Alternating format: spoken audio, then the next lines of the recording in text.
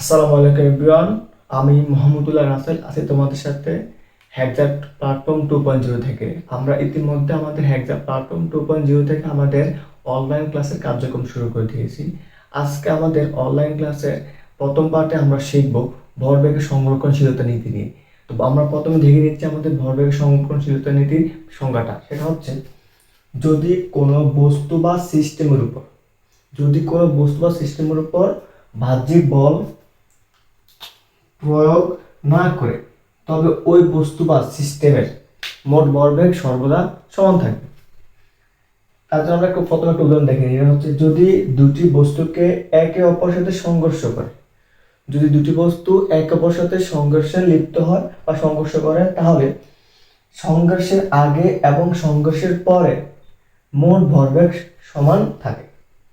দ্বিতীয় উদাহরণটা আমরা দেখে নিচ্ছি। সেটা হচ্ছে একটি বন্দুক থেকে যখন একটি গুলি ছোড়া হয়, তখন গুলিটি যে ভরবেগ নিয়ে সামনের দিকে যায়, বন্দুকটি সেই পরিমাণ ভরবেগ নিয়ে পিছনে অনুভব করবে।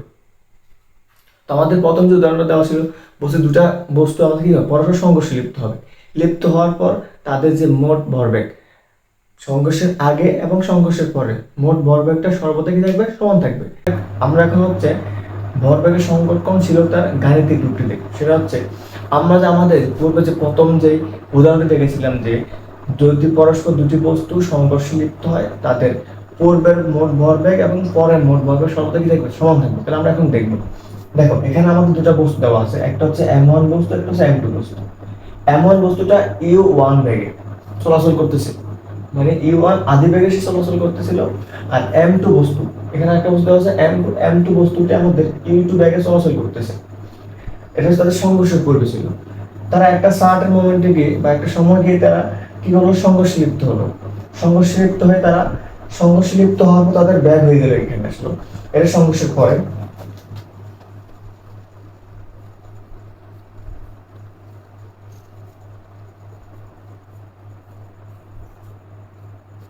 দেখো, আমাদের এই M1 বস্তু এবং M2 বস্তুটি তাদের সংঘর্ষের পর ব্যাগ ছিল u1 u। তার সংঘর্ষ লিপ্ত হয়ে তারা দুজন সংঘর্ষ লিপ্ত হওয়ার পর M1 বস্তুর ব্যাগ হয়ে গেল b1 আর M2 বস্তুর ব্যাগ হয়ে গেল b2।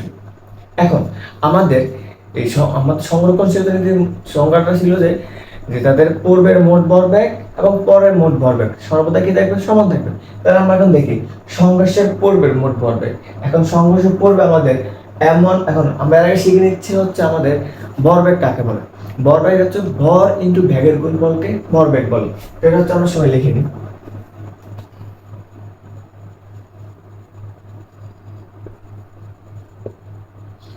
আমরা হচ্ছে ভরবেগকে ফি দ্বারা প্রকাশ করি। ফি ইজ ইকুয়াল টু mv, ভর ইনটু বেগের গুণফলকে আমরা কি বলি, ভরবেগ বলি। তো m হচ্ছে কি ম্যাস মানে হচ্ছে আমাদের ভর, আর v হচ্ছে আমাদের ভেলোসিটি মানে বেগ, ঠিক আছে। তো আমরা হচ্ছে ফি ইজ ইকুয়াল টু mv লিখতে পারি কখন, আমাদের যখন ভরবেগ, ঠিক আছে। এখন আমাদের এই সংরক্ষণশীলতা নীতির মতে হচ্ছে কি, আমাদের সংঘর্ষের পূর্বে এবং সংঘর্ষের পরে মোট ভরবেগ কি থাকবে, সবসময় সমান থাকবে। তাহলে এখন আমরা হচ্ছে প্রথমে কি করবো, সংঘর্ষের পূর্বে মোট ভরবেগটা বের করবো এবং সংঘর্ষের পরে মোট ভরবেগটা বের করবো। তাহলে এখন আমরা আসি, আমাদের এই ভরবেগ সূত্র হচ্ছে কি, v = mv। তো সংঘর্ষের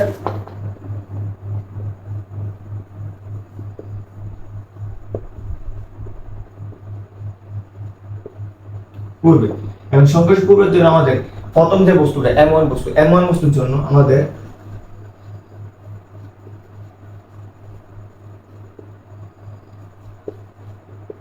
ভরবেগ, M1 বস্তুর ভরবেগ হচ্ছে আমাদের v1 = m1 u1।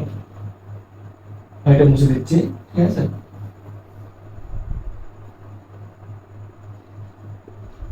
m1 u1। এখন সংঘর্ষের পূর্বে আমাদের m2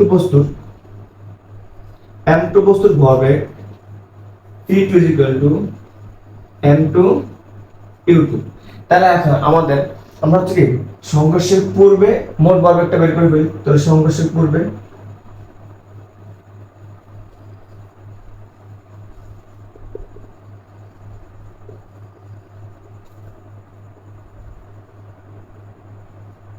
মোট ভরবেগ, সেটা হচ্ছে আমাদের v1 প্লাস v2। তো v1 আমাদের পাইলাম কি আমরা m1 e1, তাহলে m1 তাহলে m1 e1 plus m2 u2। এটা হচ্ছে আমাদের সংঘর্ষের পূর্বের মোট ভরবেগ। এখন হচ্ছে আমরা সংঘর্ষের পরের মোট ভরবেগ বলবো। তাহলে এখন হচ্ছে আমাদের যেহেতু সংঘর্ষের পূর্বেটা শেষ, তাহলে আমরা সংঘর্ষের পূর্বটা উঠে ফেলি, আমাদের এটা কাজ শেষ, আমাদের কাজে লাগতেছে না, আমরা এটা কাজে লাগতেছে না। এখন আমরা এই সাইডে হচ্ছে আমাদের যেহেতু আমাদের বোর্ডের জায়গা সংকীর্ণ, তো আমরা হচ্ছে এই সাইডে লিখে ফেলি সংঘর্ষের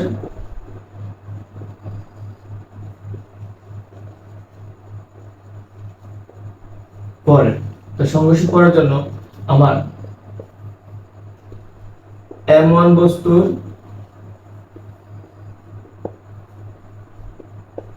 ভরবেগ, যেহেতু আমি এর আগে p1 ধরে ফেলছি, তার মানে কি লিখবি p1 prime is equal to m1 v1। কারণ আমরা জানি ভরবেগের সূত্র হচ্ছে ভর ইনটু বেগের গুণফল। তো এখন বস্তুর ভর কিন্তু সেমই ছিল, জাস্ট আমাদের কি চেঞ্জ হয়েছে, বেগ চেঞ্জ হয়েছে। তাহলে আমাদের m1 v1 সংঘর্ষের পরে আমাদের বেগ হচ্ছে কত, v1 প্রথম বস্তু, এবং দ্বিতীয় বস্তু m2 বস্তুর আমাদের ভরবেগ হবে v2 prime is equal to m2।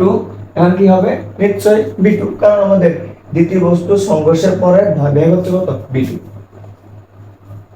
তাহলে আমরা হচ্ছে সংঘর্ষের পরের ভরবেগগুলো পেয়ে গেছি। এখন হচ্ছে মোট ভরবেগটা বের করে ফেলবো। আমি চিত্রটা মুছে ফেলতেছি, আমাদের চিত্র এখন কাজে লাগবে না।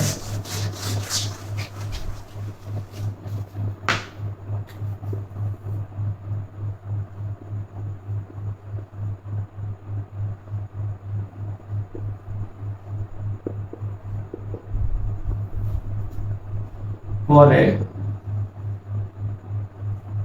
মোট ভরবেগ, সেটা হচ্ছে আমাদের p1 prime plus p2 prime.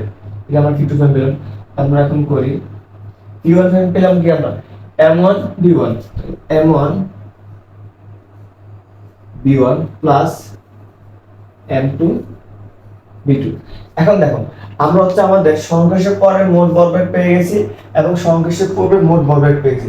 আমাদের সংঘর্ষের পূর্বে মোট ভরবেগ ছিল কি m1 e1 plus m2 u2, আর সংঘর্ষের পরে মোট ভরবেগ হচ্ছে কি m1 v1 plus m2 v2।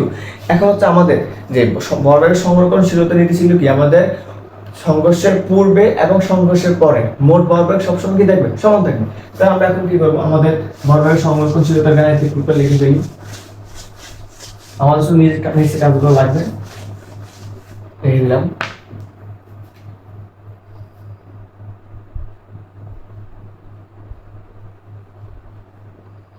সংঘর্ষের পূর্বের ভরবেগ সমান সংঘর্ষের পরের ভরবেগ। তাহলে আমাদের সংঘর্ষের পূর্বে মোট ভরবেগ পেলাম কত, m1 e1 plus m2 u2। এখন সংঘর্ষের পরে মোট ভরবেগ পেলাম কত, এখানে সবাই সংঘর্ষের পূর্বে মোট লিখে ইউজ করবা, এখানে মোট।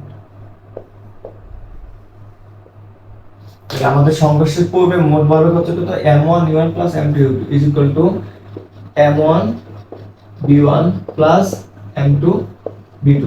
এইটা হচ্ছে আমাদের ভরবেগের সংরক্ষণশীলতা নীতির গাণিতিক রূপ। এটা হচ্ছে আমাদের ভরবেগের সংরক্ষণশীলতার গাণিতিক রূপ, সেটা হচ্ছে m1 e1 plus m2 u2 is equal to m1 v1 plus m2 v2। আশা করি আমার আজকের এই ক্লাসটা তোমাদের কাছে মোটামুটি ভালো লাগছে। এখন কেমন লাগছে তোমাদের কাছে সবাই কমেন্ট বক্সে জানিয়ে দেবে, এবং ক্লাসটি ভালো লেগে থাকলে সবাই শেয়ার করে আমাদেরকে এই প্রচার করার জন্য সহযোগিতা করবে।